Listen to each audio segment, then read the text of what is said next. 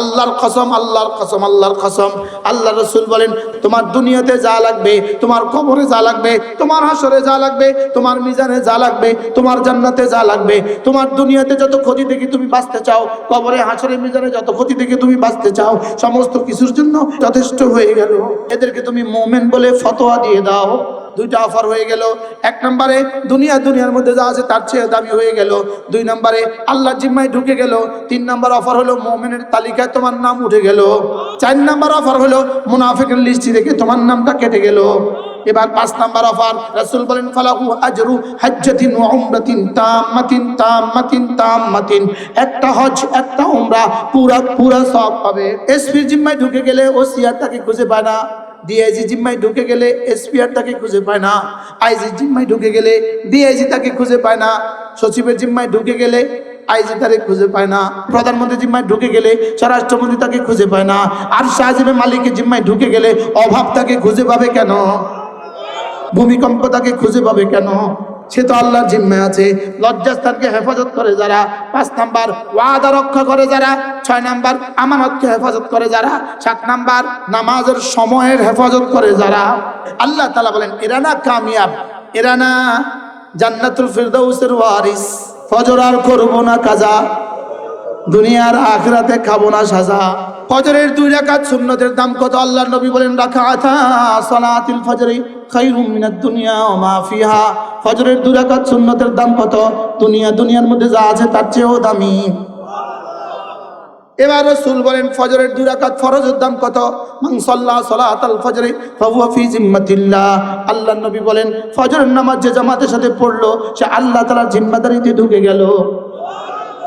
ফজরের নামাজে পড়লো যে আল্লাহ জিম্মায় ঢুকলো সে। ফজরের নামাজে পড়লো যে আল্লাহ জিম্মায় ঢুকলো সে। ওসি সাহেবের জিম্মায় ঢুকে গেলে দারোগা আর তাকে খুঁজে পায় কে? এসপির জিম্মায় ঢুকে গেলে ওসি আর তাকে খুঁজে পায় না। ডিআইজি জিম্মায় ঢুকে গেলে এসপি আর তাকে খুঁজে পায় না। আইজি জিম্মায় ঢুকে গেলে ডিআইজি তাকে খুঁজে পায় না। সচিবের জিম্মায় ঢুকে গেলে আইজি তাকে খুঁজে পায় না। প্রধানমন্ত্রী জিম্মায় স্বরাষ্ট্রমন্ত্রী জিম্মায় ঢুকে গেলে আইজি তাকে খুঁজে পায় না। স্বরাষ্ট্রমন্ত্রী প্রধানমন্ত্রী জিম্মায় ঢুকে গেলে স্বরাষ্ট্রমন্ত্রী তাকে খুঁজে পায় না। আর শাহজিবের মালিকের জিম্মায় ঢুকে গেলে অভাব তাকে খুঁজে পাবে কেন? ভূমিকম্প তাকে খুঁজে পাবে কেন? সুবহানাল্লাহ। সে তো আল্লাহর জিম্মায় আছে। মান সাল্লা সালাতাল ফজর রাওয়াহুল বুখারী। মান সাল্লা সালাতাল ফজর ফাহুয়া ফি জিম্মাতিল্লাহ।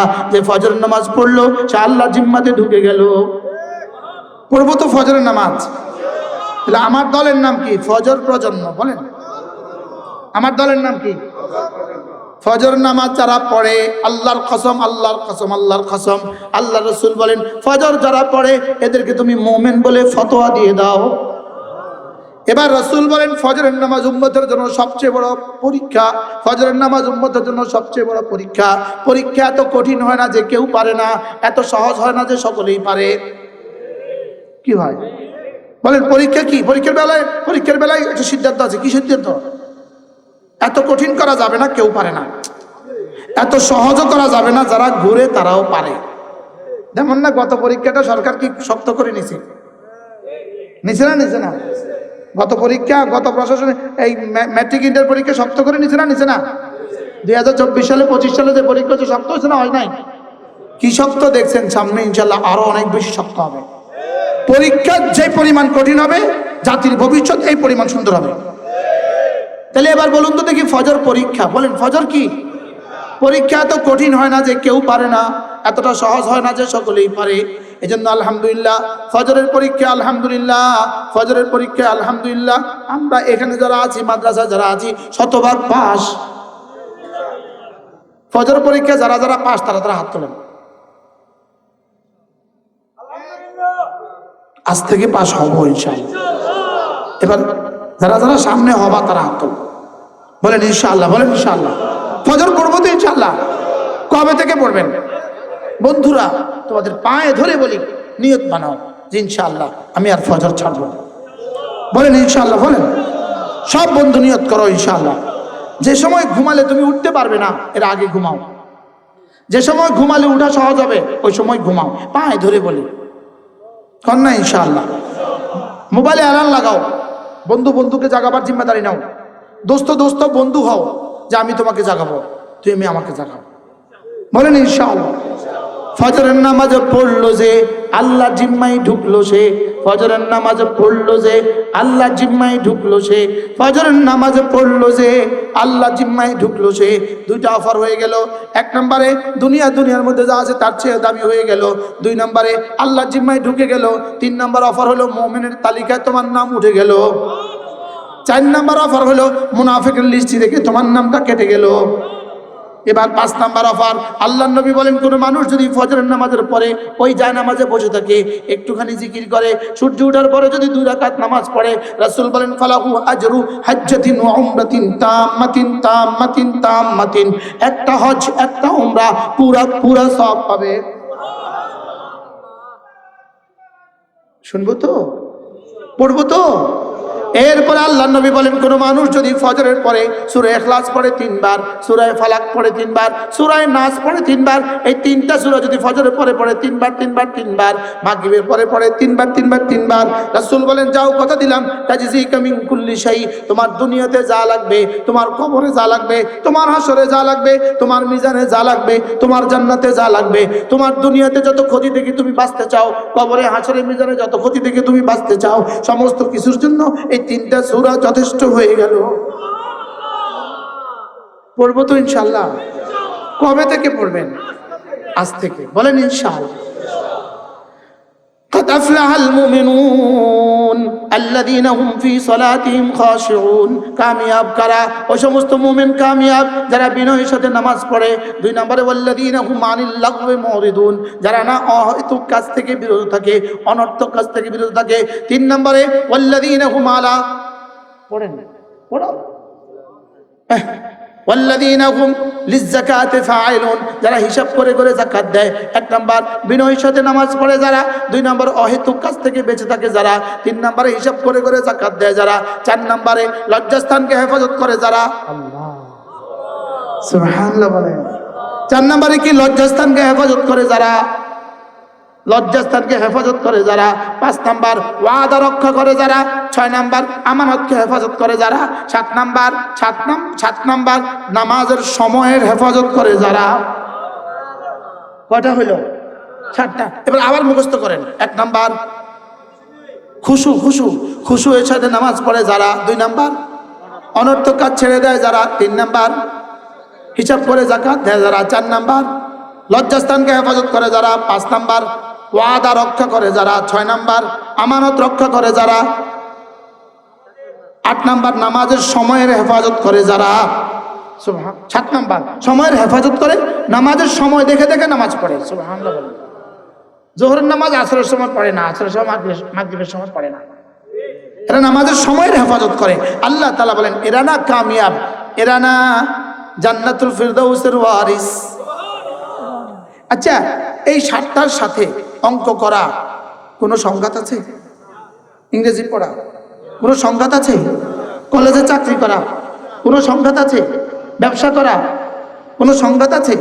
বিদেশে গিয়ে চাকরি করা কোনো সংঘাত আছে? পৃথিবীর কোনো কাজের সাথে তো এই 7টার কোনো সংঘাত নাই। সুবহানাল্লাহ বলেন। তাহলে আমি এই 7টা করতে আমার অসুবিধা কি? বলেন। কোনো অসুবিধা নেই। আমার পড়াশোনায় কোনো অসুবিধা নেই, আমার চাকরি বাকরিতে কোনো অসুবিধা নেই, আমার ব্যবসা বাণিজ্যে কোনো অসুবিধা নেই। সুবহানাল্লাহ বলেন। পৃথিবীর কোন কাজের মধ্যে আপনার এই 7টা বিষয় বাধা হবে বলেন?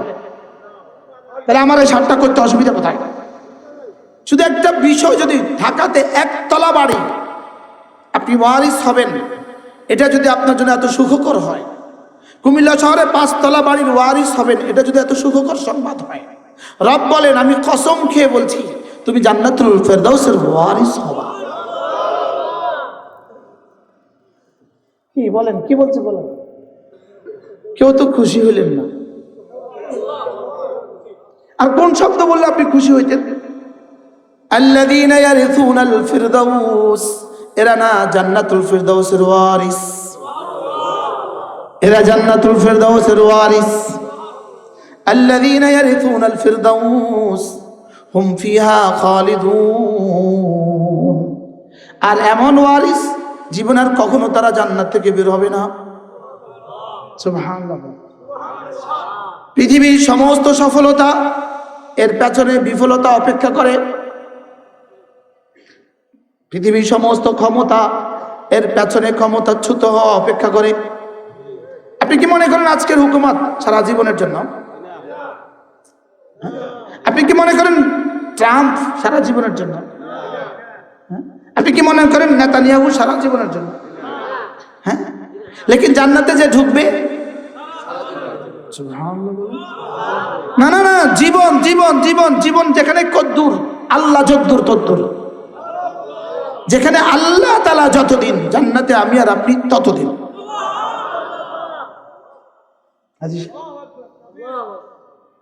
আল্লাহ তাআলা যতদিন জান্নাতে, জান্নাতি ততদিন। সুবহানাল্লাহ।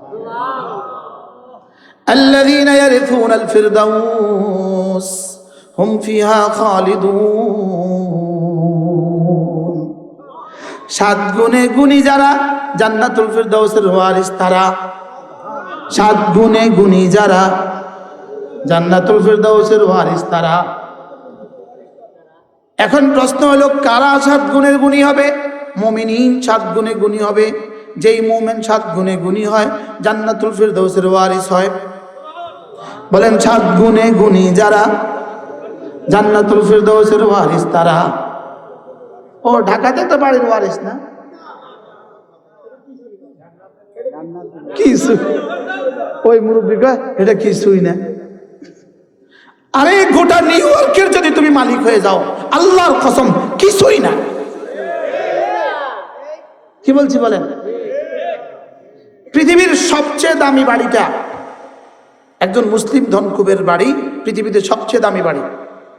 আজকের পৃথিবীর মোহাম্মদ বিন সালমানের বাড়িটা ফ্রান্সে এই বাড়িটা করেছে সে 5 একর জায়গার উপরে।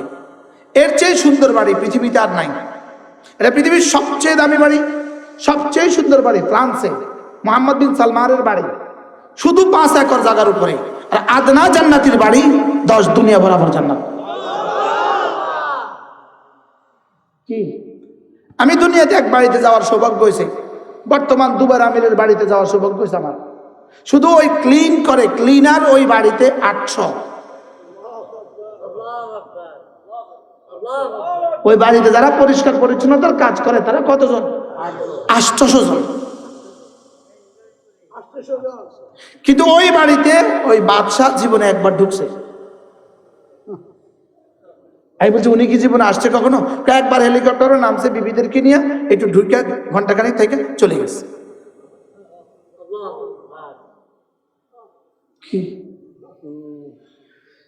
লেকিন আমাদের জান্নাত চিরস্থায়ী। একটা ইট স্বর্ণের, একটা ইট রৌপ্যের। জাওয়ানি দিবে জীবনে, আর কখনো শেষ হবে না। সুস্থতা দিবে জীবনে, আর কখনো অসুখ হবে না। কি শুনলেন? কাপড় জীবনে কখনো পুরাতন হবে না, জীবনে কখনো পেশাবার পাখানো হবে না। সুবহানাল্লাহ বলেন। রব বলেন 7 গুণে গুণী হইলে এই জান্নাতের ওয়ারিস তোমাকে আমি লিখে দিলাম। কোথায় লিখেছেন? লৌহে মাহফুজে। কোথায় লিখেছেন? কালামে হাকিমে। কয় গুণী গুণী? তা আবার মুখস্থ করেন। 7 গুণে গুণী যারা জান্নাতুল ফিরদাউসের ওয়ারিস তারা। 7 গুণে গুণী যারা। 1 নাম্বার, বিনয়ের সাথে নামাজ পড়ে যে জান্নাতুল ফিরদাউসের ওয়ারিস সে। আমি সংক্ষেপে বলছি, খুশুয়ের সাথে নামাজ পড়ে যে জান্নাতুল ফিরদাউসের ওয়ারিস সে। তাহলে জামাতের সাথে নামাজ পড়ে যে জান্নাতুল ফিরদাউসের ওয়ারিস সে। সুবহানাল্লাহ। জামাতের সাথে নামাজ পড়ে যে জান্নাতুল ফিরদাউসের ওয়ারিস সে। 2 নাম্বার, অনর্থক কাজ থেকে বেঁচে থাকে যে। অনর্থক কাজ থেকে বেঁচে থাকে যে। অনর্থক কাজ কাকে বলে? যেই কাজের মধ্যে দুনিয়াও নাই আখিরাতও নাই, এটাকে বলে অনর্থক কাজ। মোবাইলে রাত কাটানো, এটা অনর্থক না অর্থবহ? আবার বলেন। মোবাইলে খেলা অর্থবহ না অনর্থক? শুধু ফেসবুকে জীবন দেওয়া অর্থবহ না অনর্থক? ওয়াল্লাযীনা হুম আনিল লাগওয়ি মুরিদুন। রব্বুল আলামিন বলেন অনর্থক কাজ থেকে বেঁচে থাকে যে জান্নাতুল ফিরদাউসের ওয়ারিস সে। দুইটা পেয়ে গেলাম। খুশুয়ের সাথে নামাজ পড়ে যে, দুই নাম্বার অনর্থক কাজ থেকে বেঁচে থাকে যে মুখস্থ করে না। অনর্থক কাজ থেকে বেঁচে থাকে যে, বলেন বলেন আবার বলেন। অনর্থক কাজ যেমন একটা কাজ বলেন, আরেকটা বলেন ফেসবুক, আরেকটা বলেন। আচ্ছা যেমন ধরেন আমরা রাত 1টার সময় এখান দিয়ে যাই, দেখি কিছু ছাত্ররা, কিছু ভাইরা, কিছু যুবক রাস্তাঘাটে দাঁড়িয়ে দাঁড়িয়ে দুজনে দুজনে কথা বলে। আপনি বলুন তো দেখি, এদের বাবা মা যে সম্পদ এদেরকে জন্য ব্যয় করছে রাস্তাঘাটে রাত 2টা বাজে কথা বলার জন্য,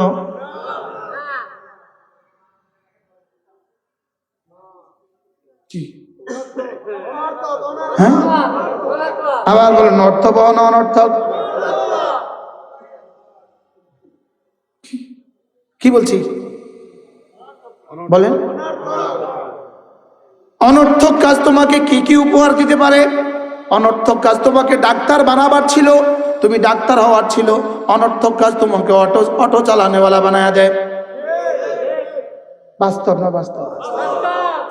তুমি বিসিএস ক্যাডার হতে পারতে, অনর্থক কাজ তোমাকে সিএনজি চালানেওয়ালা বানায়া দিল। সত্য বলছি না মিথ্যা বলছি?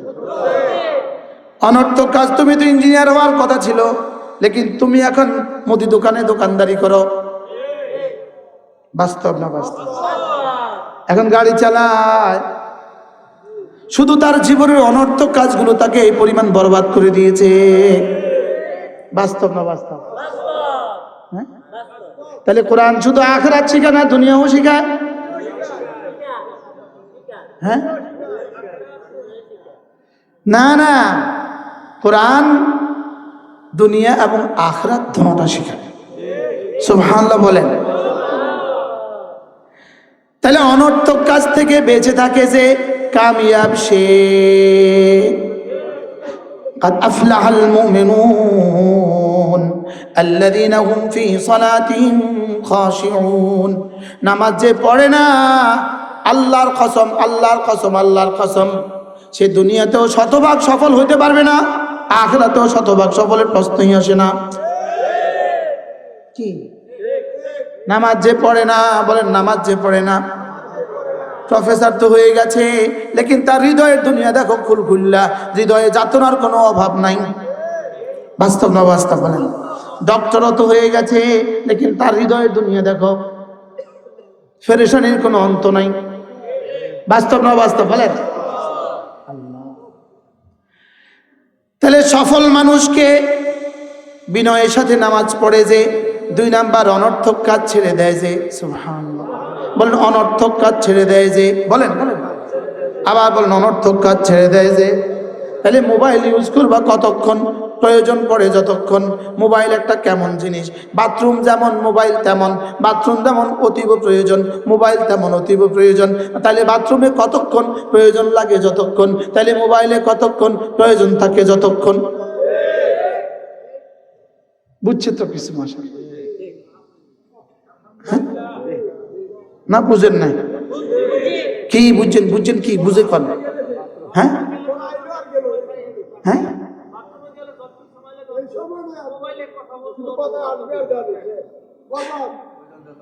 সুবহানাল্লাহ বলে। বাথরুমে কতক্ষণ? প্রয়োজন যতক্ষণ। মোবাইলে কতক্ষণ? প্রয়োজন যতক্ষণ। সুবহানাল্লাহ। যেমন আপনাদেরকে আমি একটা পরিসংখ্যান দিই। আমার মোবাইলে আজকের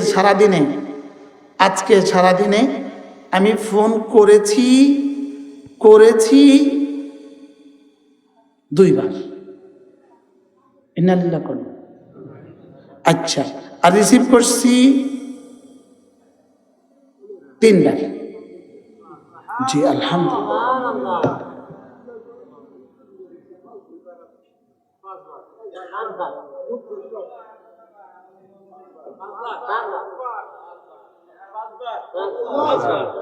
মাঝে মাঝে পুরো মাসের হিসাব আসে না, পুরো মাসের হিসাবে আমার জিরো জিরো উঠে।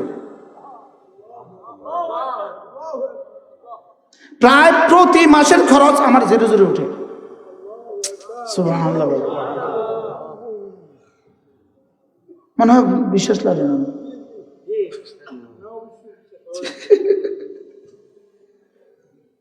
কি বিষয় বললো যে আমি জানি কেউ আমার চিনে না, এর লাগে, অথবা আমার পয়সা নাই, এর লাগে মাত্র না। গত 24 সালে আমাদের সুদর্ণপুর মাদ্রাসার খরচ ছিল 6,66,00,000, যেটা একজন মানুষ আনে নাই যে টাকা। সুবহানাল্লাহ, একজন মানুষ 1 টাকা আনে নাই, সব রব্বে কারীম এই মাথাটা দিয়েছে। আর হেবেডার মোবাইল আলহামদুলিল্লাহ জিরো জিরো উঠে।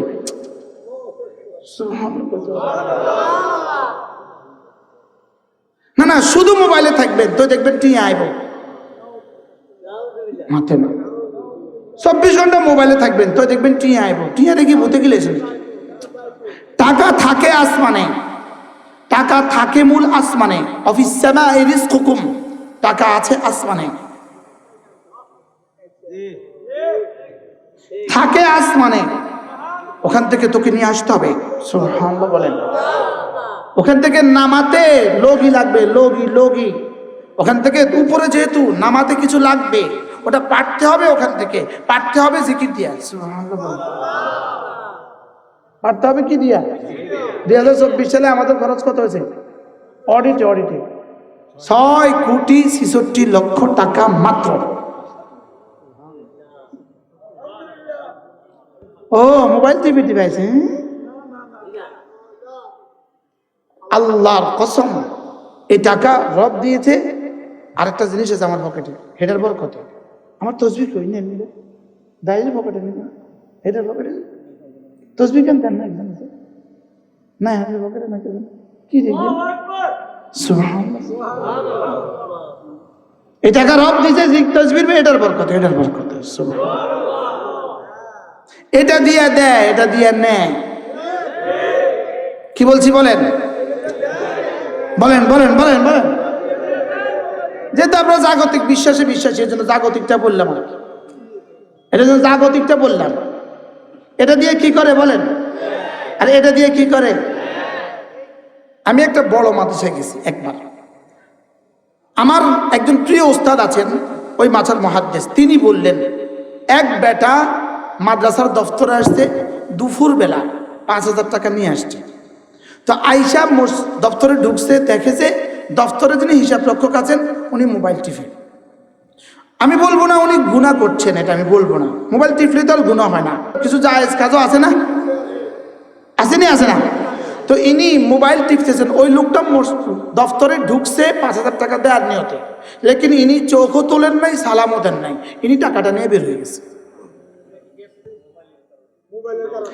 শেষ নয় কথা, জোহরের নামাজ হইল, ওই ভদ্রলোক জোহর নামাজ পড়ছেন। জোহরের নামাজ পড়ে আইসা দেখতেছে উনি মোবাইল টিপে। উনি নিশ্চয়ই জোহর পড়তে গেছে, অবশ্যই আমি এটা বলবো না যায় নাই, কিন্তু আয়া দেখে উনি মোবাইল টিপে। এই বেটা টাকাটা লইয়া আমার মুহাদ্দিস সাহেব হুজুর কাছে গিয়ে বলতেছে, হুজুর আসছিলাম টাকাটা দিতে, দফতরে যে লোকটা বসা আয়াও দেখছি মোবাইল টিপে, যাইতেও দেখছি মোবাইল টিপে, টাকাটা দিলাম না হুজুর জায়গা। এবার আমারে বুঝান, মোবাইলে দেয় না নেয়? কি যদি ওই লোক আইসা দেখতো ইনি তসবিহ টিপে, পকেটে ছিল 5,000, দিত 10,000। কি আবার ইনি কিন্তু মাদ্রাসার ওস্তাদ না, মুহাদ্দিস নয়, ইনি অফিস সহকারী। ইনি কি সহকারী? লেকিন একটা অফিস সহকারীর আচরণে ওই লোকটাকে কি করে দিছে? সচক্ষে আমার ঘটনা, আমি লক্ষ্মীপুর জুমুরের আমার গাড়ি থেকে নামছি। আমি ফল কিনবো, যার দোকানে ফল কিনবো, সে মোবাইলের দিকে তাকিয়ে আছে, আমাকে আসসালামু আলাইকুম অথবা কি লাগবে বলে নাই। আমি সাথে সাথে পাশের দোকানে চলে গেছি, ওই দোকানদার আমাকে আসসালামু আলাইকুম বলছে। তা আমি ওই বেটা থেকে 2,400 টাকার ফল কিনছি। কত টাকা? ঠিক টাকাটা কিনে আইনা বলতেছি তোমার মোবাইল তোমাকে এই 2400 টাকার ফল বিক্রি থেকে বঞ্চিত করছে।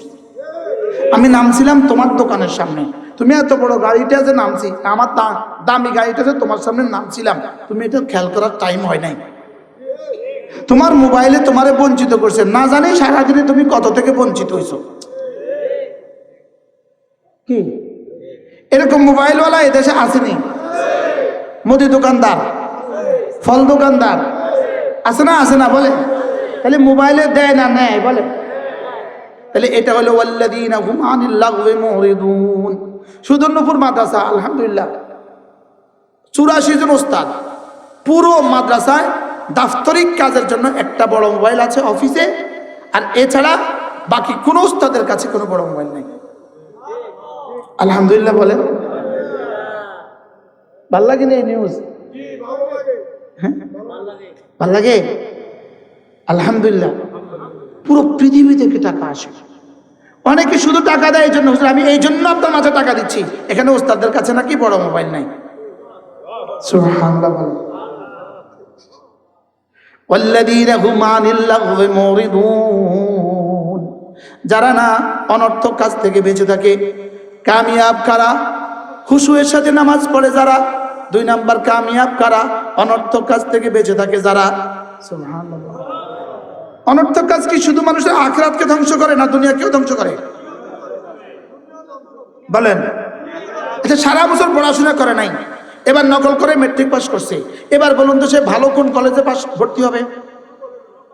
এবার কোন রকমে কষ্ট করে ইন্টার পাস করছে, পড়াশোনা করে নাই, নকল করে, এবার কোন ভালো ইউনিভার্সিটি ভর্তি হবে?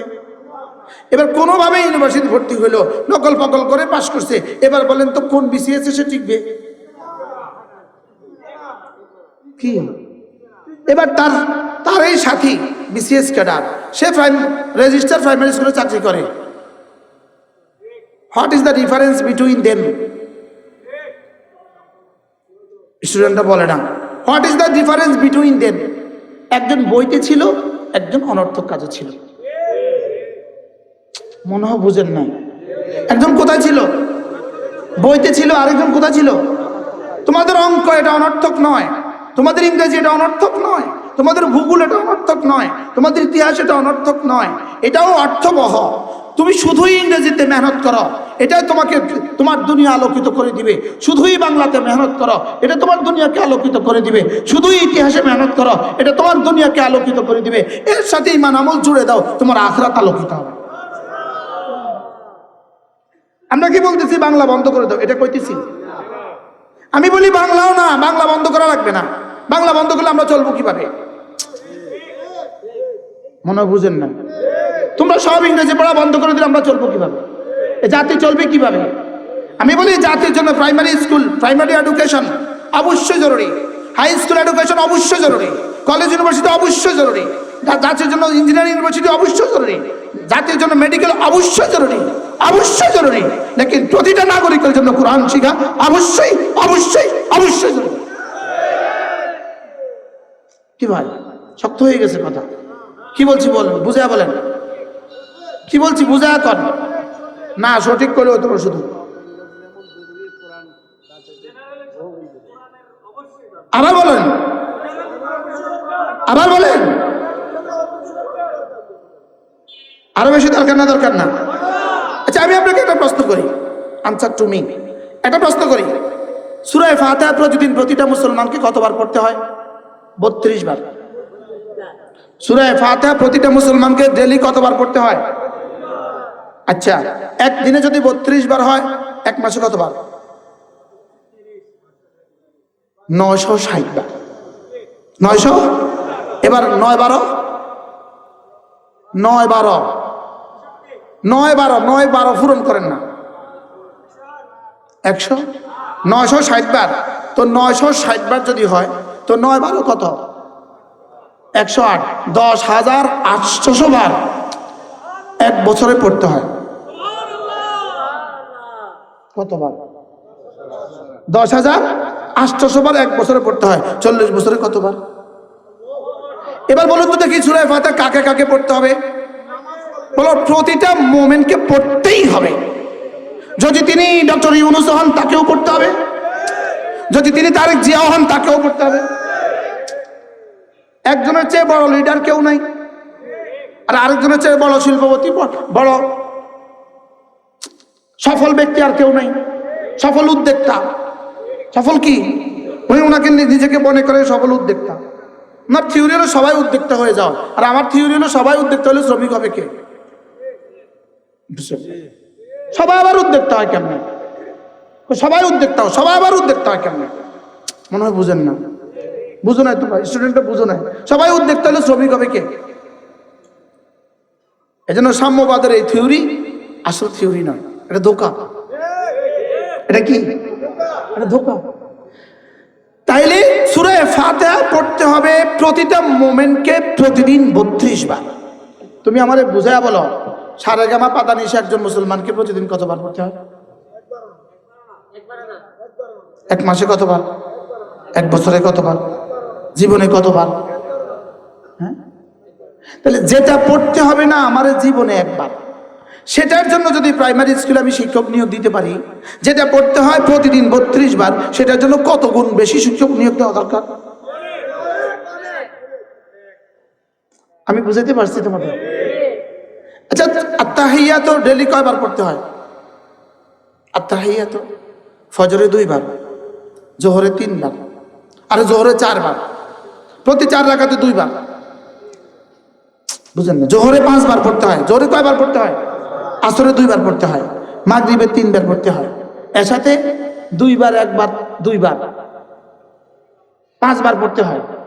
আমার সোনার বাংলা ডেইলি কতবার পড়তে হয়? তাহলে আমার সোনার বাংলার জন্য যদি আপনাদের শিক্ষকের প্রয়োজন পড়ে, তাহলে আত্তাহিয়াতের জন্য শিক্ষকের প্রয়োজন কত দরকার? আমি কি বুঝাতে পারছি? এবার বলুন তো দেখি, আত্তাহিয়াত শিখায় কোথায়? সূরা ফাতিহা শিখায় কোথায়? মাদ্রাসায়। তাহলে এগুলো আপনার প্রয়োজন কতটা পুরা করে, ওগুলো আপনার প্রয়োজন কতটা পুরা করে? আমি কি বুঝাতে পারছি? তোমরা কেউ মাইন্ড করবে না, অনেক স্টুডেন্ট আছে, আপনারা মাইন্ড করবেন না। অঙ্কে ম্যাথমেটিক্সে আপনি অনার্স মাস্টার্স করলেন, দুর্ভাগ্যবশত ম্যাথমেটিক্সে অনার্স মাস্টার্স করে আপনার লেকচারার অথবা কলেজ অথবা university, primary, high school, college, ইউনিভার্সিটিতে ঢুকার আপনার সুযোগ হয় নাই, ঢুকার সুযোগ হয় নাই। আপনি গার্মেন্টস সেক্টরে ঢুকছেন। আপনি বলেন তো, আপনার ম্যাথমেটিক্স জীবনে আপনার আর কতদিন কাজে লাগবে? মনে হয় বুঝেন না। হ্যাঁ হ্যাঁ, সাদা পৃষ্ঠা, কয়েকটা পাতা, 4টা কপি তোমার কাছে কি সংযোজিত আছে? তোমার কাছে 4টা কপি আছে, ম্যাট্রিকের একটা, ইন্টারের একটা, অনার্সের একটা, মাস্টার্সের একটা, তোমার ফাইলে ঢুকানো আছে আলমারির ভিতরে। আমারও এরকম সার্টিফিকেট আছে। বলে আলহামদুলিল্লাহ। কি আলহামদুলিল্লাহ? আলহামদুলিল্লাহ।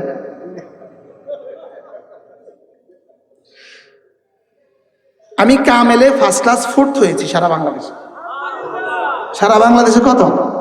4 নাম্বার স্ট্যান্ড করছি, তখন বোর্ড স্ট্যান্ড ছিল, 4 নাম্বার স্ট্যান্ড করছি কামেলে। ফাজেল আতর তথা ডিগ্রিতে আমি 7th স্ট্যান্ড করছি। দাখেলে ফার্স্ট ক্লাস পাইছি, আলেমে ফার্স্ট ক্লাস পাইছি। এগুলো এখন দুইয়া ফানি খায়, শুধু ফাইলে বাঁধা আছে, আলমারির ভিতরে রাখা আছে। কত দরকার আছে? এই পর্যন্তই শেষ। আজীব বিষয়, যেটা আমার জীবনে নিঃশ্বাসের চেয়ে বেশি জরুরি, সেটা আমি করতে গেলাম না। যেটা আমার জন্য মাঝে মাঝে প্রয়োজন, সেটার জন্য আমি পাগল হয়ে গেলাম। বাস্তব না বাস্তব? যেমন আমার এতগুলো সার্টিফিকেট এখন শুধু তোমাদেরকে বলার জন্য। আমি সূরা ফাতিহা আমরা যেভাবে পারি, আলহামদুলিল্লাহ, আমি এক সময় voice narration, change the voice, change the narration, আমি এভাবে পারতাম, বুঝেন না? কিন্তু আমার জীবনে এটা দিয়ে কোনোদিন কেউ আমার হাদিয়া দেয় না। তিনি ইংরেজি ভালো পারে, এজন্য কটা টাকা হাদিয়া দিই, বুঝেন না কিছু। আমি যখন 9ম শ্রেণীতে পড়ি, তখন আমি 10ম শ্রেণীর বাংলা গাইড লিখছি, 10ম শ্রেণীর বাংলা 100 নম্বরের বাংলা লিখছি আমি যখন 9ম শ্রেণীতে পড়ি। ওটা ছিল 1989 সালে ম্যাট্রিকের প্রত্যয়ন গাইড, প্রত্যয়ন, এটা আমার করা। লেকিন এখন বাংলা সাহিত্য দিয়ে কেউ আমার মাপে না। বলেন না বাস্তব না বাস্তব? হ্যাঁ, দুনিয়ার সমস্ত শিক্ষা ব্যবস্থা, আল্লাহর কসম, দুনিয়ার সমস্ত শিক্ষা ব্যবস্থা এক পর্যায়ে শেষ হয় শুধু কোরআন তোমার মৃত্যু পর্যন্ত। আমি বুঝাইতে চাইছি এটা, বুঝছেন নি কথা কি কইছি? আমি কি বুঝাইতে চাইছি বলেন? শুধু কোরআন তোমার কি মৃত্যু পর্যন্ত না, মৃত্যুর পরেও আছে? শুধু কবরে আছে না হাসরেও আছে? শুধু হাসরে আছে না মিজানেও আছে? শুধু তাই নয়, হাসরের ময়দান এমন হবে তোমার এই জুবাইর হাত দাও, এই কোরআন তোমাকে এভাবে হাত ধরবে, এভাবে এভাবে হাত ধরে বলবে রব্বে কারীম ওকে জান্নাতে দিও।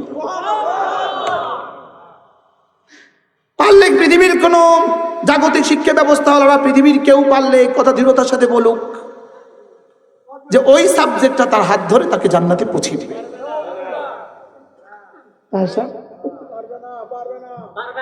কিন্তু আমি তো আমারটা দৃঢ়তার সাথে বলেছি, এভাবে হাত ধরে বলবে রব ওকে জান্নাতে দিয়ে দাও। রব বলবেন কোরআন তুমি বলেছ? হ্যাঁ। হ্যাঁ যাও, আমিও কথা দিয়েছি তোমাকে সুপারিশকারী বানাবো। আবার এমন সুপারিশকারী বানাবো যেই সুপারিশকারীর কথা আমি শুনবো। শাফা মুশাফা, আমি তোমাকে সুপারিশকারী বানাবো, আর তুমি যার ব্যাপারে সুপারিশ করবে আমি তার কথা শুনবো। এই কোরআনওয়ালা যদি ডিসিও হয় কোনো অসুবিধা নেই, কোরআনওয়ালা যদি ম্যাজিস্ট্রেট হয় কোনো অসুবিধা নাই, কোরআনওয়ালা যদি এসপি হয় কোনো অসুবিধা নাই, কোরআনওয়ালা যদি প্রফেসর হয় কোনো অসুবিধা নাই, আর কোরআন ছাড়া যদি পৃথিবীর 7 মহাদেশের বাদশাহ হয় সামনের জীবনে কোনো সুবিধা নাই।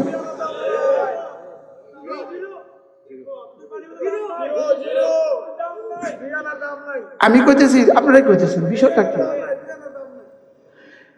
রিটায়ারমেন্টের পরে দেখা যায় ওনার দাম কত, বুঝে নাই কথা, মনে হয় বুঝেন নাই। যেমন ইংলিশের সারা বাংলাদেশের সবচেয়ে দামি ইউনিভার্সিটি, আমি নাম বললে অনেক মাইন্ড করবে, সবচেয়ে দামি ইউনিভার্সিটির ইংলিশের ডিপার্টমেন্টের প্রধান, লেকিন ওনার চাকরি শেষ হয়ে গেছে। রিটায়ারমেন্টের পরে বলুন তো দেখি ওনার কাছে আর কয়জন যাবে প্রাইভেট পড়তে? উচিত তো ছিল ওনার কাছে এখন প্রাইভেট আরো বেশি পড়বে, কারণ উনি এক্সপার্ট বেশি, 60 বছরের অভিজ্ঞতা আছে। লেকিন এখন আর ওনার কাছে কেউ যায় না। বাবারা বলে যাও মা ওনার কাছে পড়ো। বাবা তোমার মাথা খারাপ, ওনার কাছে কি নাম্বার আছে? এখন কি ওনার কাছে নাম্বার আছে? আমি ওনার কাছে পড়তে যাবো কেন? আমি রানিং কোনো টিচারের কাছে পড়বো যার কাছে নাম্বার আছে, যার কাছে কি আছে বলেন? তাহলে বোঝা গেছে পৃথিবীর সমস্ত জাগতিক শিক্ষা ব্যবস্থা, পৃথিবীর সমস্ত শিক্ষা ব্যবস্থা চেয়ার আছে যতদিন, আর কোরআন আর শাহজিমের মালিক আছে যতদিন।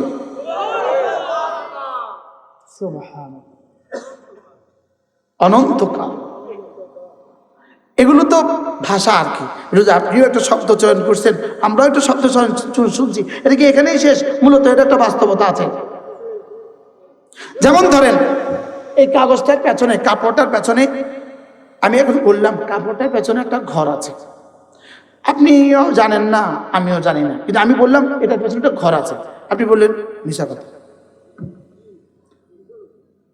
আমি বললাম তোমার মাথা খারাপ, তোমার যদি বিশ্বাস না তুমি যাইয়া দেখো। বুঝেন নাই কথা? বলেন এই কাপড়ের পেছনে একটা ঘর আছে, আপনি কি বলবেন? হ্যাঁ হইতেও পারে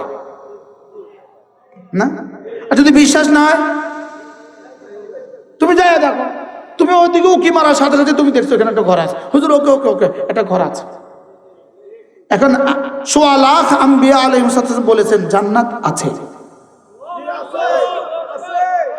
এই কাপড়ের পেছনে ঘর আছে, মৌতের পেছনে জান্নাত আছে। মৌতের পেছনে কি আছে? এখন তুমি যদি বলো আমার বিশ্বাস হয় না, তা আমি কি বলবো? যাই দেখে আয়। আমি কি বলবো বলেন?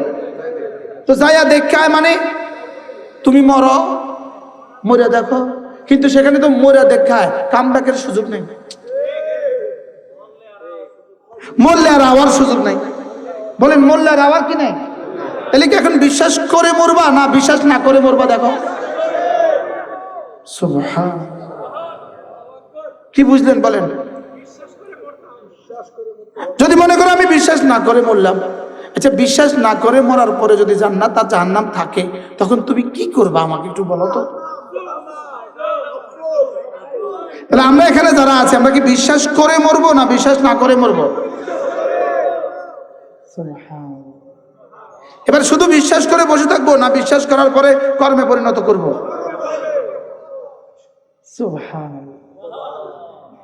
যদি খোদা না খাস্তা, যদি খোদা না খাস্তা বিশ্বাস করে কর্মে পরিণত করে মরলাম, এরপরে যদি গিয়ে দেখলাম সেখানে জান্নাত আর জাহান্নাম নাই, গরুও মাটি, ছাগলও মাটি, আমিও মাটি, তাহলে এমন কি অসুবিধা?